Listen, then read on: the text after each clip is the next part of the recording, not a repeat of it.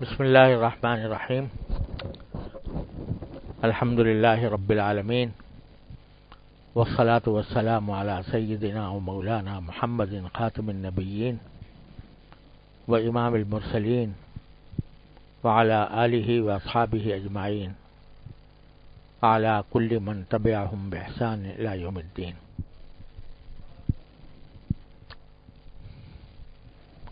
پچھلے ہفتے سورہ کہف کی ایک دعا کا تذکرہ کیا تھا۔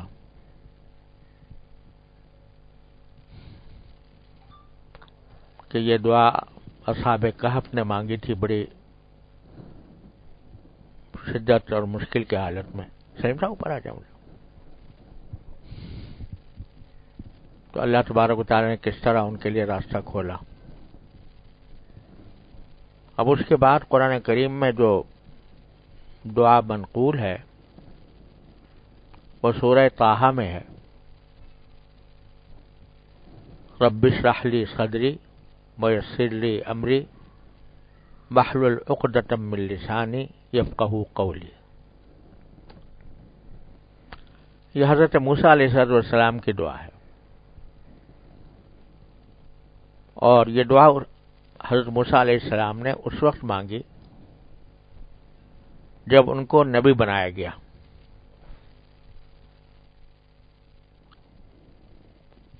8-10 سال اپنے خسر حضرت شعیب علیہ السلام کے ساتھ ان کی خدمت کرنے میں گزاری، اور اس کے بعد پھر واپس اپنے وطن کی طرف روانہ ہوئے تھے۔ وطن مصر تھا، اور شعیب علیہ السلام اردن میں تھے۔ تو حضرت شعیب علیہ السلام کے پاس سے اپنے اہلیہ کو لے کر، جو حضرت شعیب علیہ السلام کی صاحبزادی تھی، مصر کی طرف روانہ ہوئے۔ تو راستے میں حضرت صفورہ، جو حضرت موسیٰ علیہ السلام کی اہلیہ تھیں، ان کو کچھ تکلیف شروع ہوئی، جیسے ولادت کی تکلیف ہوتی ہے۔ اب یہ تنہا تھے، جنگل میں تھے، اور سردی کا موسم تھا۔ تو اس وقت اچانک ایک آگ نظر آئی۔ تو انہوں نے اپنی اہلیہ سے کہا کہ میں ذرا اس آگ کی طرف جاتا ہوں، اور وہاں سے ایک تو یہ کہ وہاں سے کوئی گرمی کے لیے کوئی شعلہ، کوئی انگارہ، کوئی آگ کا ٹکڑا لے آؤں، تاکہ تم اس کو تاپ سکو اور سردی سے بچاؤ کا انتظام ہو سکے۔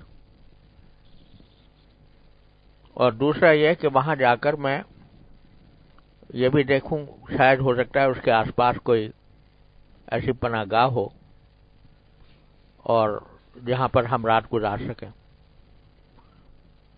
اور وہاں سے سیدھا راستہ بھی پتہ چل جائے کہ مصر کا راستہ صحیح کیا ہے۔ چنانچہ آگ کی طرف روانہ ہوئے۔ تو وہ آگ تو نظر آئی تھی، لیکن اس میں سے آگ سے آواز آنی شروع ہو گئی، اللہ جل جلالہ کی، براہ راست۔ عام طور سے انبیاء کرام علیہ السلام کو جب وحی بھیجی جاتی ہے تو کوئی فرشتہ لے کر آتا ہے، جیسے نبی کریم صلی اللہ علیہ وسلم کے پاس فرشتہ لے کر آیا، اور پھر آپ کو نبوت سے سرفراز کیا گیا۔ لیکن وہاں براہ راست اللہ تبارک و تعالی ہم کلام ہوئے، اور فرمایا اننی انا اللہ، میں خود اللہ ہوں۔ براہ راست ہم کلام ہوئے حضرت موسیٰ علیہ السلام سے، اور ان کی فضیلت قرآن کریم نے بیان بھی کی کہ کلم اللہ موسیٰ تکلیما، کہ اللہ تبارک و تعالیٰ نے موسیٰ سے براہ راست بات کی۔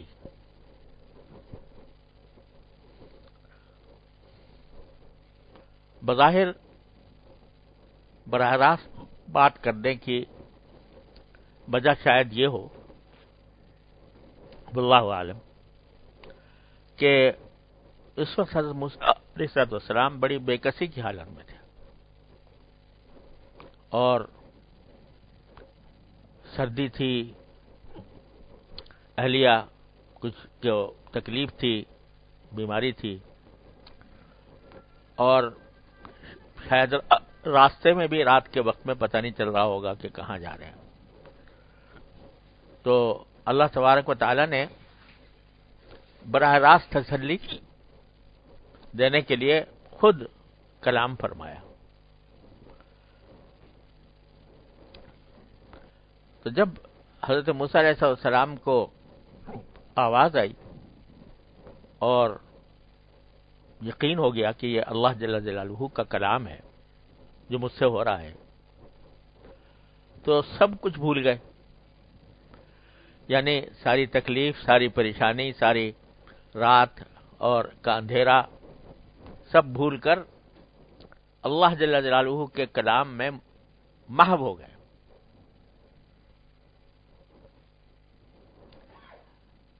تو اللہ تعالیٰ نے اچھا خاصا لمبی بات کی اس وقت، جو قرآن کریم میں سورہ طٰہٰ میں آئی ہے، اور پھر حکم دیا کہ اب میں تمہیں اپنا رسول بنا رہا ہوں، اور اس لیے بنا رہا ہوں کہ جاؤ فرعون کے پاس جاؤ، اور فرعون سے جا کر بات کرو، اس کو ہدایت کا راستہ دکھاؤ، کیونکہ وہ بہت سرکشی پر آمادہ ہو گیا ہے، خدائی کا دعویٰ کر رکھا ہے۔ ایک طرف تو خدائی کا دعویٰ کر رکھا ہے، دوسرے بنی اسرائیل کے اوپر ظلم و ستم کی انتہا کر رکھی ہے۔ تو جاؤ اور جا کر اس کو راہ راست کی طرف دعوت دو۔ تو اس وقت حضرت موسیٰ علیہ السلام نے یہ دعا فرمائی، قال رب اشرح لي صدری ويسر لي امری واحلل عقدۃ من لسانی یفقهوا قولی واجعل لي وزیرا من اہلی ہارون اخی اشدد به ازری واشرکه فی امری کی نسبحک کثیرا ونذکرک کثیرا انک کنت بنا بصیرا۔ اللہ تعالیٰ نے بھی جو کلام فرمایا تھا وہ خاصا لمبا ہے قرآن سورہ طٰہٰ کے اندر، اور جواب میں حضرت موسیٰ علیہ السلام نے سب سے پہلا آغاز جو کیا وہ دعا مانگنے سے کیا۔ سب سے پہلے کام کی ابتدا کی دعا مانگنے سے، جس سے یہ پتا چلا کہ جب بھی آدمی کو کوئی مہم درپیش ہو، کوئی مسئلہ سامنے ہو، کوئی بڑا کام کرنا ہو، تو پہلا کام اس کا یہ ہونا چاہیے کہ وہ اللہ تعالیٰ کی طرف متوجہ ہو، اللہ تعالیٰ سے مانگے،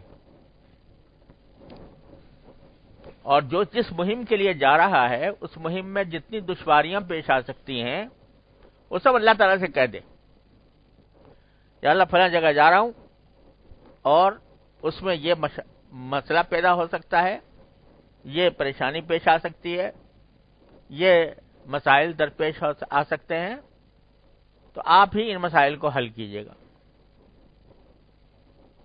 تو پہلا سبق یہ دلوا دیا قرآن کریم کی ان آیات نے کہ جب بھی انسان کو کوئی مہم درپیش ہو، کوئی اہم فیصلہ کرنا ہو، اہم کام کرنا ہو، تو اسباب کی طرف بعد میں جائے، اللہ جل جلالہ سے رجوع پہلے کرے۔ چنانچہ موسیٰ علیہ السلام، اب دیکھو اس جنگل کی تنہائی میں ہے اور راستہ بھی بھٹک سے رہے ہیں اور تکلیف بھی ہے، اور پھر اتنی بڑی ذمہ داری سونپی جا رہی ہے کہ فرعون کے پاس جاؤ۔ وہ فرعون جو ان کے خون کا پیاسا تھا، کیونکہ ان سے قتل سرزد ہو گیا تھا، سب لوگوں کو معلوم ہے واقعہ، تو اس کی وجہ سے اس نے ان کے پیچھے آدمی لگائے ہوئے تھے، وہ تو اب 8-10 سال گزر گئے تھے، اس واسطے وہ شاید معاملہ بھول بھلائیاں ہو گیا ہوگا، لیکن پھر بھی اس فرعون کے سامنے جا کر اس کا سامنا کرنا اور اس جیسے سرکش کو جو خدائی کا دعوے دار ہے اس کو اللہ تعالی کی طرف متوجہ کرنا، اس کو پیغام دینا، یہ کوئی معمولی بات نہیں تھی، بہت زبردست ذمہ داری آ گئی تھی۔ تو جتنی باتیں ہوتی تھیں، ہو سکتی تھی، جتنے مشکلات پیش آ سکتی تھیں، ان مشکلات کا ذکر اللہ تبارک و تعالی سے کیا، اللہ تبارک و تعالی سے اس کا ذکر کیا۔ دوسری جگہ قرآن کریم میں یہ بھی فرمایا کہ لہم علی ذنب فاخاف ان یقتلون، مجھ سے ایک غلطی سرزد ہو گئی تھی، کسی قبطی کو مار دیا تھا، تو مجھے اندیشہ ہے کہ میں جاؤں گا تو مجھے قتل کر ڈالیں گے۔ تو اللہ تعالیٰ نے اس پر تسلی دی کہ نہیں، کچھ نہیں کر سکیں گے، کچھ نہیں بگاڑ سکیں گے تمہارا، جاؤ۔ تو وہاں جو یہ دعا مانگی ہے، ذرا ایک ایک دعا، ایک ایک لفظ، جملے کو ذرا غور کرنے کی ضرورت ہے۔ رب اشرح لی صدری، جس کے معنی ہے اے پروردگار، اے میرے پروردگار، میرا سینہ میرے لیے کھول دیجئے،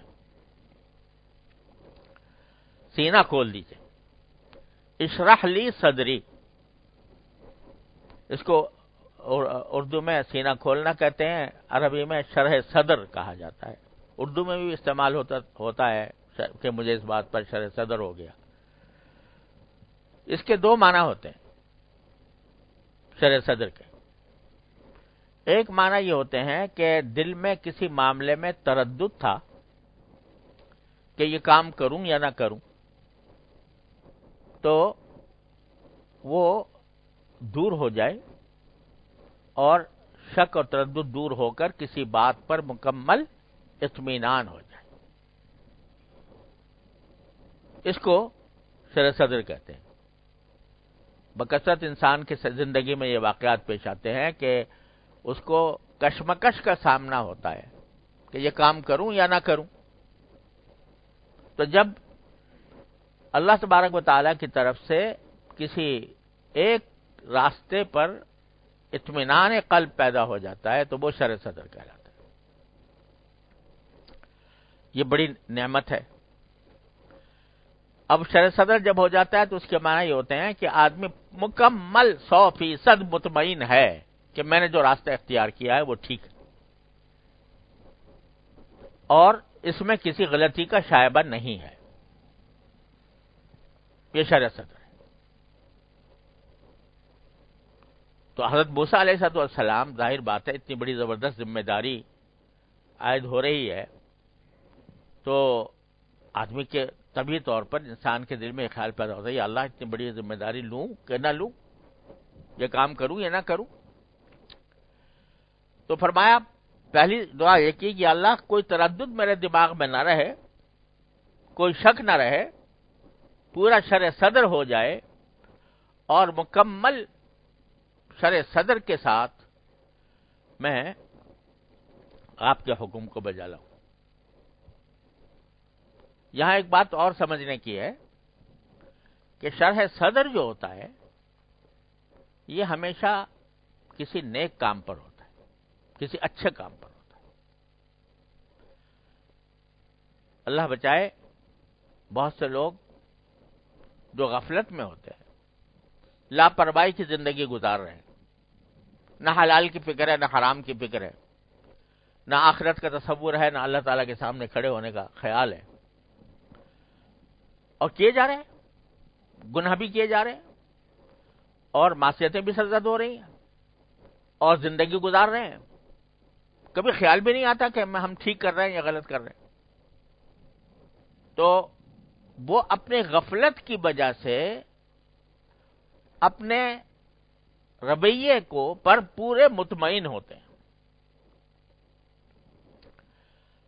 آپ نے دیکھا ہوگا نا، بہرحال ایسے بھی لوگ ہوتے ہیں، اللہ تعالی محفوظ رکھے، جو غفلت کا شکار ہوتے ہیں اور کبھی خیال نہیں آتا کہ میں کام جو کر رہا ہوں وہ مجھے جنت میں لے جائے گا یا دوزخ میں لے جائے گا، اللہ کو راضی کرے گا یا نہیں کرے گا، بس کیے جا رہے ہیں اور خوش ہے،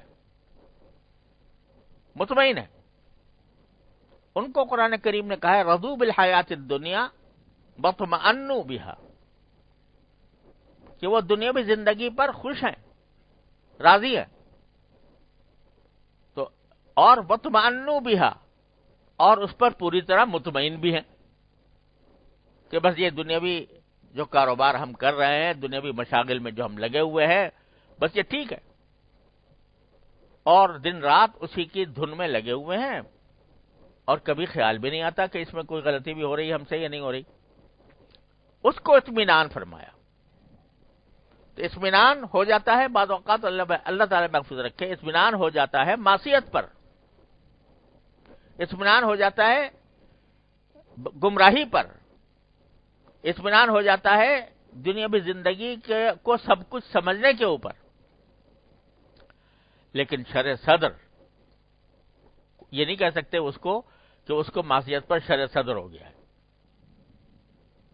تو شرع صدر کا جو لفظ ہے یعنی سینہ کھل جانا، یہ ہمیشہ اچھی چیز کے لیے ہوگا، بری چیز کے لیے نہیں ہو سکتا. بری چیز کے لیے اطمینان ہو سکتا ہے، غفلت ہو سکتی ہے، لاپرواہی ہو سکتی ہے، لیکن شرع صدر نہیں ہو سکتا.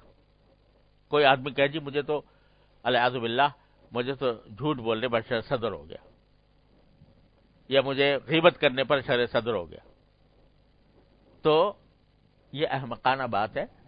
شرع صدر نہیں ہوا، وہ غفلت کی وجہ سے اس پر اطمینان ہو گیا کہ بس جو کر رہا ہوں ٹھیک ہے، آگے کچھ ہوگا دیکھی جائے گی، میں تو ٹھیک کر رہا ہوں. تو شرع صدر ہمیشہ اچھی چیز پر ہوتا ہے. تو اللہ تعالیٰ سے جو مانگا وہ یہ کہ پہلے مجھے شرع صدر عطا فرما دیجئے کہ یہ جو نیک کام جس کی طرف آپ مجھے بھیج رہے ہیں اس کے نیک ہونے میں تو کوئی شبہ نہیں ہے، لیکن میں کر سکوں گا یا نہیں، میں اس قابل ہوں گا یا نہیں، یہ جو ایک تردد میرے دل میں پیدا ہو رہا ہے یا ہو سکتا ہے، اے اللہ اس تردد کو دور فرما کر مجھے شرع صدر عطا فرما دیجئے کہ یہ کام کرنا ہے اور مجھے ہی کرنا ہے. رب اشرح لی صدری. تو شرع صدر کے ایک معنی ہوتے ہیں کہ تردد کی حالت میں کسی ایک جانب انسان کو مکمل اعتماد ہو جائے کہ میں جو کام کر رہا ہوں وہ درست ہے. تو اللہ پہلے تو مجھے یہ شرع صدر عطا فرمائیے کہ جس کام کے لیے آپ بھیج رہے ہیں اس کام پر مجھے مکمل بھروسہ ہو جائے، کوئی تردد باقی نہ رہے، کوئی باہمہ باقی نہ رہے. پہلا کام تو یہ سب سے، اگر یہ دل میں تردد رہا کہ میں کر سکتا ہوں نہیں کر سکتا تو یہ کام میں رکاوٹ پیدا کرے گا. لہذا مجھے مکمل اطمینان دے دیجئے، شرع صدر دے دیجئے کہ میں یہ کام کر سکتا ہوں. کام تو ہے ہی نیک لیکن میں کر سکتا ہوں، اس پر مجھے شرع صدر عطا فرما دیجئے. اور دیکھو جب نبی کریم سرور دو عالم صلی اللہ علیہ وسلم کو نبوت اور رسالت عطا ہوئی تو آپ کے اوپر کس قدر گھبراہٹ طاری ہوئی، بخار چڑھایا، سردی لگنے لگی، جاڑا چڑھ گیا. اس وجہ سے نہیں کہ اس معاملے میں کوئی شک تھا کہ یہ اللہ تعالیٰ کا حکم ہے، ظاہر ہے تو اس کا تو کوئی امکان ہی نہیں تھا، لیکن اس ذمہ داری کا احساس کہ میں یہ کر سکوں گا یا نہیں کر سکوں گا، تو وہ اس کی وجہ سے آپ پریشان ہوئے، بخار چڑھا، جاڑا چڑھا. پھر اللہ تبارک و تعالیٰ نے اس کیفیت کو دور کر دیا اور پھر سورہ انشراح میں فرمایا الم نشرح لک صدرک ووضعنا عنک وزرک الذی انقض ظہرک. کیا ہم نے تمہارا سینہ کھول نہیں دیا؟ الم نشرح لک صدرک ووضعنا عنک وزرک، اور آپ کے اوپر جو بوجھ طاری تھا کہ ذمہ داری کا، کیا ہم نے وہ دور نہیں کر دیا؟ ورفعنا لک ذکرک، اور آپ کے تذکرے کو ہم نے بلند مقام عطا فرما دیا. تو اسی قسم کا بوجھ ظاہر حضرت موسیٰ علیہ السلام پر ہوا ہوگا. تو اس وجہ سے انہوں نے سب سے پہلے یہ دعا مانگی کہ یا اللہ مجھے شرع صدر عطا فرما دیجئے کہ جو کام میں کرنے جا رہا ہوں یہ باقی درست ہے اس پر تو یقین ہے ہی، لیکن میں کر سکوں گا اس کے اوپر بھی مجھے مکمل اعتماد عطا فرما دیجیے۔ اور یہ ہوئے ایک معنی شرع صدر کے۔ دوسرے معنی شرع صدر کے یہ ہوتے ہیں کہ آدمی جب کسی سے کوئی بات کرے تو اس طرح کرے کہ وہ مؤثر ہو جائے۔ بسا اوقات آدمی کے دل میں ایک بات تو ہوتی ہے لیکن کہنے کا ڈھنگ نہیں آ رہا، کس طرح کہوں۔ تو اب ذہن میں مضمون ہے، کیا بات کہنا چاہتا ہوں وہ بھی ذہن میں موجود ہے، اس کے لیے مناسب الفاظ نہیں مل رہے، مناسب الفاظ نہیں مل رہے۔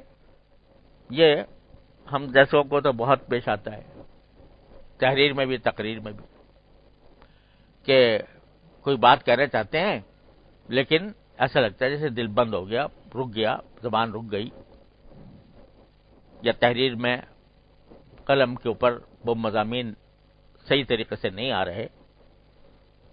تو وہ کیوں آتا ہے؟ اس واسطے کہ شرع صدر نہیں ہوا، یعنی دل میں ابھی تنگی ہے کہ میں کس طرح بیان کروں، کس طرح کہوں کہ دوسرے کے دل میں اتر جائے۔ تو شرع صدر کے معنی یہ ہوتے ہیں کہ آدمی کا دل کھل جائے، جو بات کہے وہ سلیقے سے کہے، موقع کے مناسب کہے، پورے مدلل انداز میں کہے، اس طرح کہے کہ دوسرے آدمی کے دل پر اثر انداز ہو۔ یہ شرع صدر۔ تو یہاں دونوں چیزوں کی ضرورت تھی، پہلے معنی کی بھی، کیا کہ مجھے اتنا شرع صدر عطا فرما دیجئے کہ میں یہ کام کروں اور خوب اعتماد کے ساتھ کروں کہ ہاں میں کر سکتا ہوں، اللہ تعالیٰ کے حکم سے، اللہ تعالیٰ کی نصرت سے میں کام کر سکتا ہوں، اس کا شرع صدر دے دیجئے۔ اور جا کر جب میں بات کروں فرعون سے، اب اتنا بڑا بادشاہ جو خدائی کا دعویدار ہے، وہ اس سے جا کے بات کروں تو آدمی کی زبان لڑکھڑا جاتی ہے بھائی۔ جب کوئی صاحب سلطنت، صاحب اقتدار، وہ ساری کچھ لے کے جاتا ہے انسان، لیکن وقت پر الفاظ ساتھ نہیں دیتے، زبان لڑکھڑا جاتی ہے۔ تو اس واسطے جب تک انسان کھل کے زبان اور دل کھل نہ جائے، اس وقت تک وہ اپنا مدعا ظاہر نہیں کر سکتا۔ وہ شاعر نے کہا کہ ہم گئے تھے عرض کرنے مدعا اور آخر مدعا ہی رہ گیا۔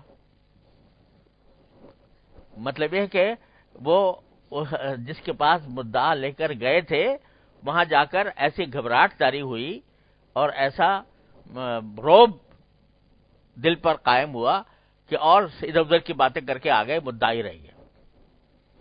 تو یہ آپ دیکھو کہ اگر اپنے کسی بزرگ جس کا رعب دل میں ہو، اس کے پاس آدمی بعض اوقات جاتا ہے اور دل میں مضامین بھی ہوتے ہیں، کہنا بھی چاہتا ہے لیکن کہا نہیں جاتا۔ میں نے جو میری ایک مشہور نظم ہے، دربار میں حاضر ہے ایک بندہ آوارہ، تو اس میں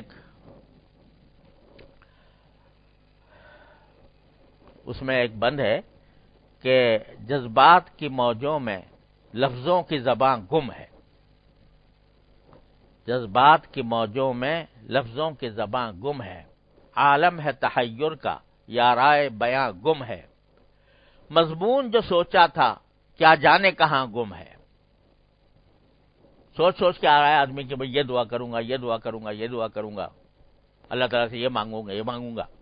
اب وہاں ملتزم پہ کھڑا ہے اور سب بھول بال گیا۔ تو یہ جو کیفیت ہوتی ہے، یہ کسی کے رعب سے ہوتی ہے، اللہ تعالیٰ کے رعب سے، اللہ تبارک و تعالیٰ کے حاضر ہوں میں، یا اللہ میں بیت اللہ کے سامنے حاضر ہوں، سب کچھ بھول گیا جو کچھ، لیکن وہ کیفیت بھی میرے اللہ کو بہت محبوب ہے.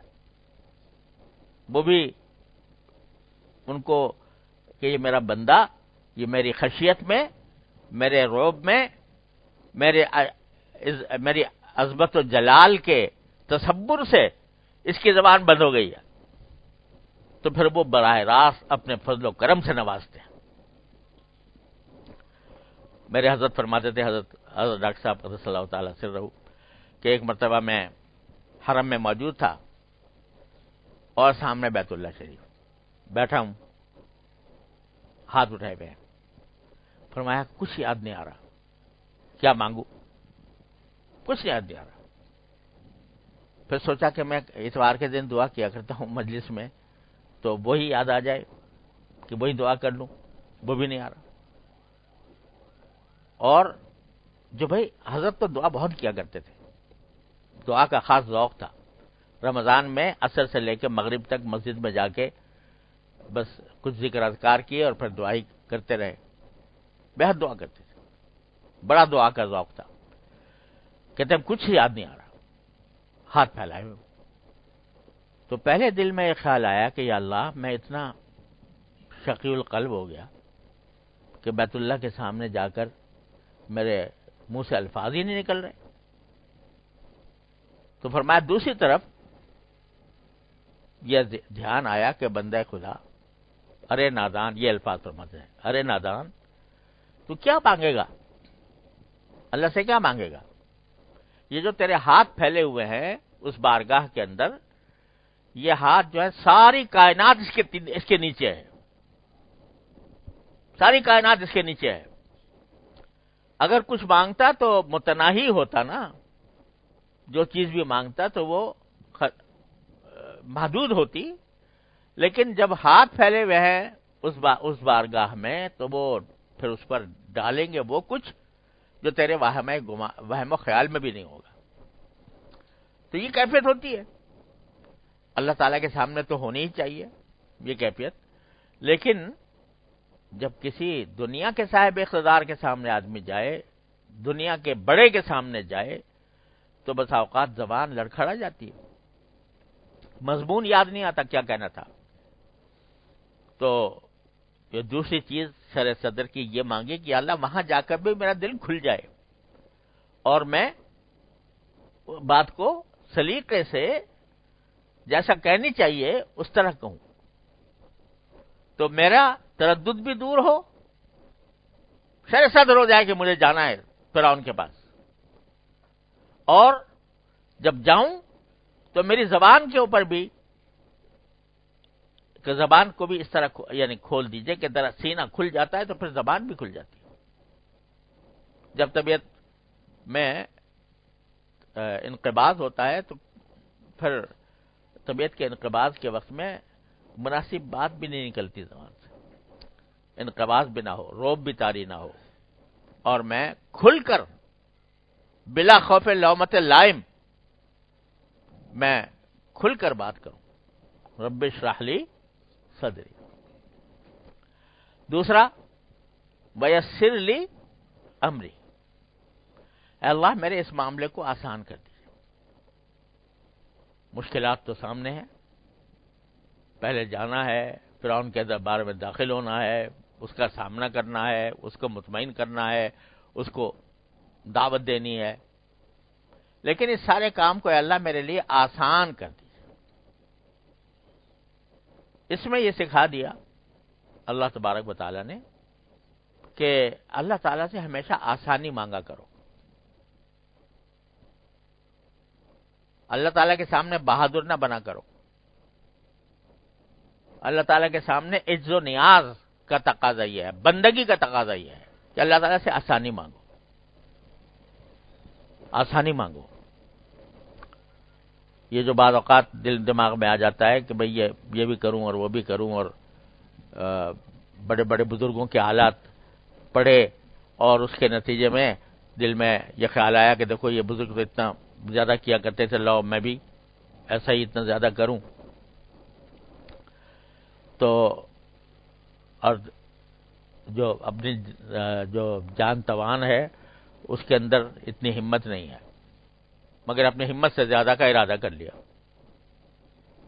نتیجہ ہے کہ تھوڑے دن کرے گا اور پھر ایسا گرے گا کہ واپس لوٹے گا بھی نہیں۔ تو اس لیے ہمیشہ آسانی کا راستہ اللہ تعالیٰ سے مانگنا چاہیے۔ حضرت عائشہ صدیقہ رضی اللہ تعالیٰ عنہ فرماتی ہے ما خیر رسول اللہ صلی اللہ علیہ وسلم بین امرین الا اختار ایسرہما، جب بھی رسول کریم صلی اللہ علیہ وسلم کے سامنے دو راستے آتے کہ یہ کر لوں یا یہ کر لوں، تو ان میں جو آسان ہوتا اس کو اختیار کرتے تھے، آسان کو اختیار کرتے تھے۔ کیوں؟ یہ بندگی کا تقاضا ہے۔ اللہ تعالیٰ کے سامنے بہادری دکھانا کوئی اچھی بات نہیں ہے، بلکہ آسانی کا راستہ اختیار کرو۔ جیسے ایک شخص بیمار ہے، اس کو اللہ تعالیٰ نے رخصت دی ہے کہ وہ جماعت میں نہ جائے، گھر میں نماز پڑھ لے، رخصت دی ہے۔ اب کوئی آدمی کہے کہ جی میں تو بہادری دکھا کے مسجد ہی میں جاؤں گا، اس حالت میں تو عزیمت پہ عمل کروں گا، عزیمت ہے یہ، یعنی بڑی افضل چیز ہے، لہذا میں اس پر عمل کروں گا۔ تو اور رخصت کو یہ سمجھتا ہے کہ یہ کوئی معمولی سی چیز ہے، ہلکی سی چیز ہے، تو یہ صحیح نہیں ہے۔ جب اللہ نے رخصت دی ہے، اس رخصت پر بھی پورے شرع صدر کے ساتھ عمل کرو۔ ان اللہ یحب ان تؤتی رخصہ کما یحب ان تؤتی عزائمہ، حدیث میں آتا ہے۔ اللہ تعالیٰ اپنی دی ہوئی رخصتوں پر بھی عمل کرنے کو پسند فرماتے ہیں، جیسے کہ عزیمت پر عمل کرنے کو پسند فرماتے ہیں۔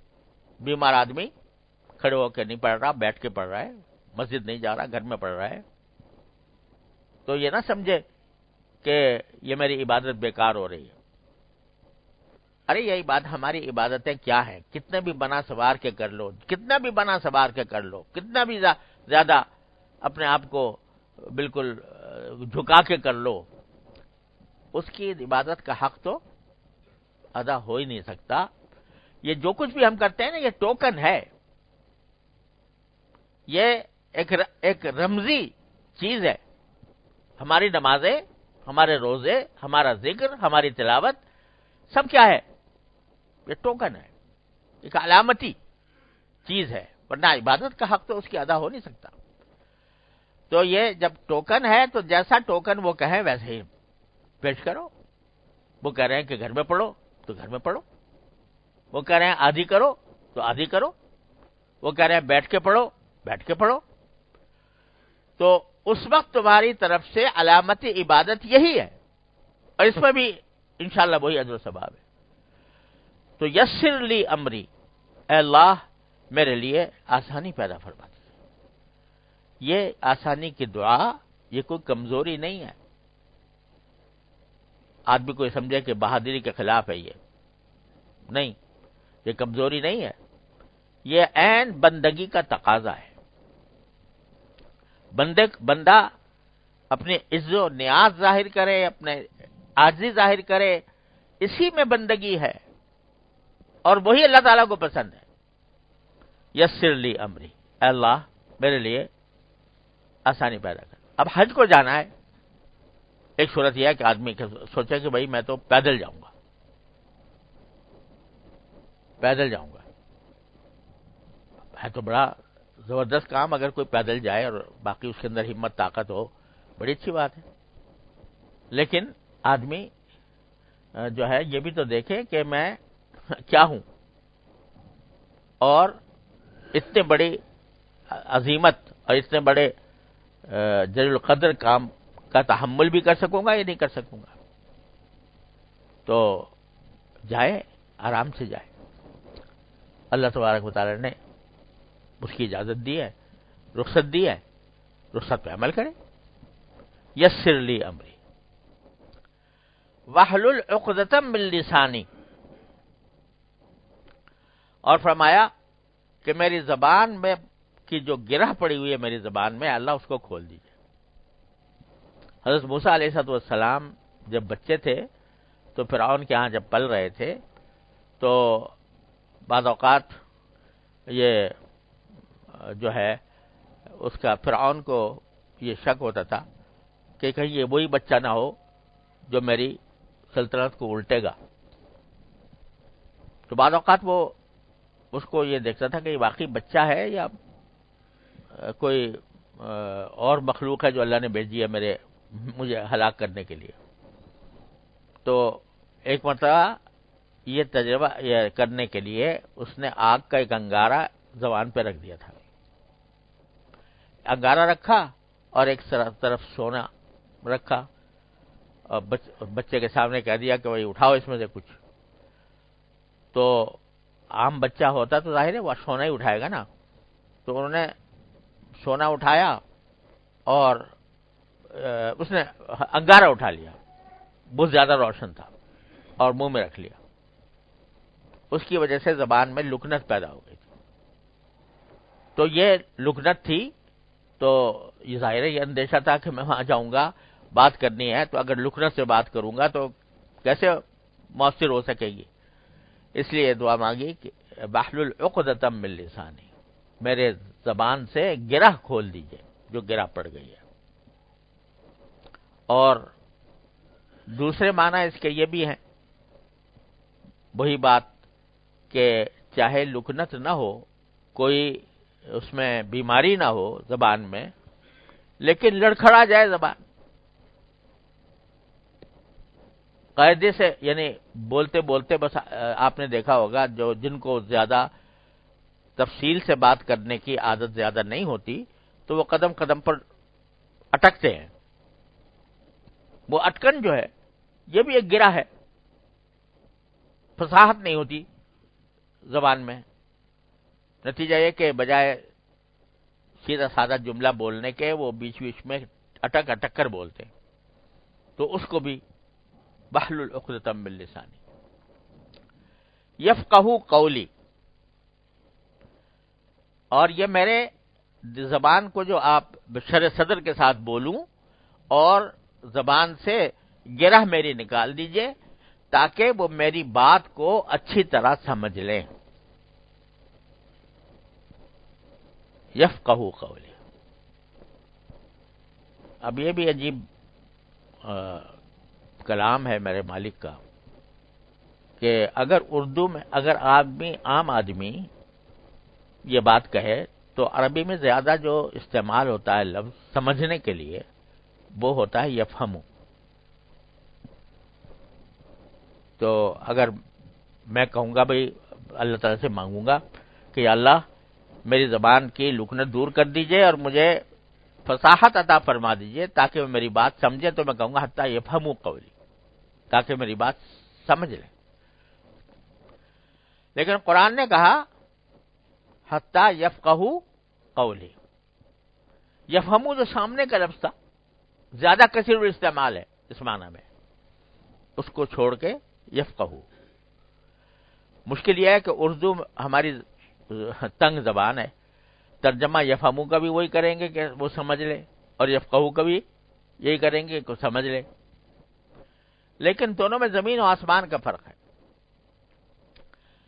فہم یعنی سمجھنا جس چیز کے لیے بولا جاتا ہے وہ یہ کہ جو مضمون دوسرا کہہ رہا ہے یا جو کتاب میں آدمی پڑھ رہا ہے اس کا جو ظاہری مفہوم ہے وہ سمجھ میں آ جائے، ترجمہ سمجھ میں آ جائے. مثلا قرآن شریف پڑھ رہا ہے اور اس کا ترجمہ سامنے ہے تو ترجمہ سمجھ لے. تو ظاہری مفہوم سمجھنے کو فہم کہتے ہیں کہ ظاہری مفہوم جو ظاہری معنی جو ہیں وہ سمجھ میں آ جائے. لیکن یفقہوا یہ فقہ جس کو کہتے ہیں وہ ہے ایسا سمجھنا جو دل میں اتر جائے، ایسا سمجھنا جو دل میں اتر جائے اور انسان کو اب عمل پر آمادہ کر دے، وہ ہے فقہ. اسی لیے علم فقہ جو کہا جاتا ہے نا وہ اسی سے نکلا ہے، یفقہوا سے. علم فقہ کیا ہوتا ہے؟ لفظی معنی اس کے ہے کہ سمجھ میں آ جائے اور دل میں اتر جائے بات. اسی لیے قرآن کریم نے جہاں طالب علم کی بات کی ہے کہ طالب علم کے لیے جائے کہیں علم حاصل کرنے کے لیے، تو کیا کرے؟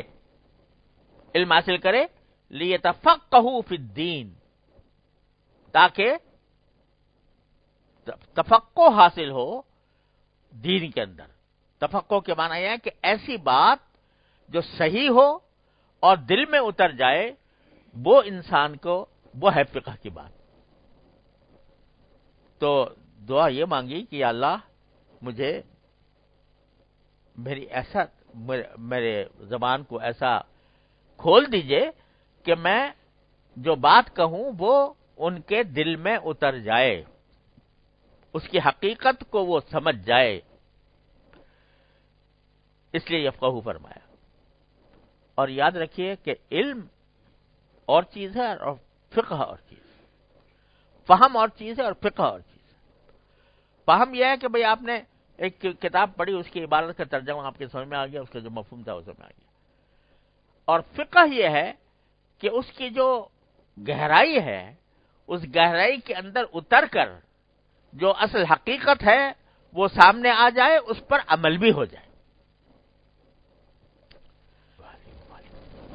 تو حضرت حسن بصری رحمۃ اللہ علیہ بڑے اجلہ تابعین میں سے ہیں، محدث بھی ہیں، فقیہ بھی ہیں، اور ہمارے صوفیاء کرام کے سارے سلسلے کے مدار وہ ہیں.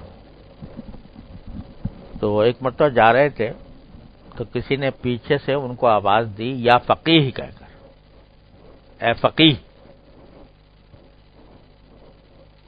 تو حضرت حسن بصری رحمۃ اللہ علیہ نے اس سے خطاب کرتے فرمایا اب هل رأیت فقیہا قط، ارے تم مجھے فقیہ کہہ کر پکار رہے ہو، کبھی دیکھا بھی ہے کوئی فقیہ؟ تو اس نے کہا جی آپ ہی بتا دیجئے کہ کون ہوتا ہے فقیہ. تو انہوں نے فرمایا کہ الزاہد فی الدنیا الراغب فی الآخرہ، یعنی کہا جو فقہ پڑھے ہوئے ہو، جو فقہ کا علم پڑھے ہوئے ہو پورا، بلکہ کیا فرمایا الزاہد فی الدنیا الراغب فی الآخرہ، جو دنیا سے بے رغبت ہو اور آخرت کی رغبت رکھنے والا ہو.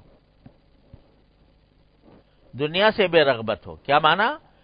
کہ اس کے دل و دماغ پر ہر وقت دنیا ہی کی لذتیں اور راحتیں نہ چھائی ہوئی ہوں کہ اتنا پیسے مل جائیں گے پھر میں یہ کروں گا، پھر یہ کروں گا. شیخ چلی کی کسی کیسا منصوبہ بنائے ہوئے ہے. زاہد فی الحال، چاہے دنیا ہو اس کے پاس لیکن دنیا کا وہ غلام نہ ہو، دنیا کی محبت اس کے دل میں سمائی ہوئی نہ ہو، وہ دنیا اس کے لیے آئے، وہ دنیا کے لیے نہ ہو. تو الزاہد فی الدنیا الراغب فی الآخرہ، اور اس کی رغبتیں جو ہیں زیادہ تر آخرت سے متعلق ہوں کہ آخرت میں مل جائے مجھے، آخرت میں اللہ تبارک و تعالی راضی ہو جائے، آخرت میں میرا انجام درست ہو جائے، مجھے جنت اللہ تعالیٰ عطا فرما دے، اپنی رضا کامل عطا فرما دے. وہ ہے فقیہ، یعنی سمجھدار، لفظی ترجمہ کرو سمجھدار. تو یہ فقہ جو اگر آدمی نے فرض کرو کہ سب کچھ پڑھ لیا، عربی پڑھ لی، نحو صرف پڑھ لی، تفسیر پڑھ لی، حدیث پڑھ لی، فقہ پڑھ لیا، سارے علوم پڑھ لیے، لیکن دل میں دنیا کی محبت بسی ہوئی ہے، دنیا کی محبت بسی ہوئی ہے کہ ہر وقت دل و دماغ جو ہے وہ اسی چکر میں لگا رہتا ہے کہ کس طرح میں اپنی دولت میں اضافہ کروں، کس طرح مجھے زیادہ راحت ملے، کس طرح مجھے زیادہ لذت ملے. تو یہ کیا علم ہوا؟ وہ اور کچھ ہو تو ہو لیکن فقیہ نہیں ہے وہ.